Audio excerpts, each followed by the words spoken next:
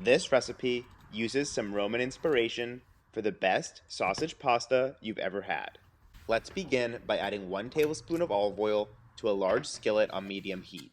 Drop in 12 ounces of sweet or spicy ground Italian sausage and push it into an even layer. Let it sear untouched for a couple minutes so it can become golden brown. Then start mixing it up with your wooden spoon and break it into small pieces.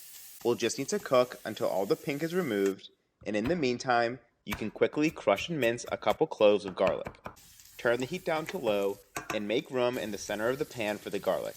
Let it fry and become fragrant for about 30 seconds before mixing it all together with the sausage. Pour in 2 cups of passata or tomato puree along with a big pinch of salt or about a 1/4 teaspoon. The exact amount will depend how salty the sausage is, so you just want to taste the sauce as it cooks. Mix it together very well and let it simmer on low while we prep the rest of the ingredients, which will consist of cracking 1 whole egg into a bowl and then separate 1 egg yolk from the whites and add that in as well. Then grate about a 1/2 cup of Parmigiano Reggiano. Add that to the eggs and then grind enough black pepper to make your wrist hurt or about a 1/2 teaspoon. Eggs are used in a handful of Roman pasta dishes to create a creamy sauce. And this recipe is similar to pasta alla zozzona, where both tomatoes and sausage are added. Begin heating up a large pot of water. Once it comes to a boil, add a couple teaspoons of salt.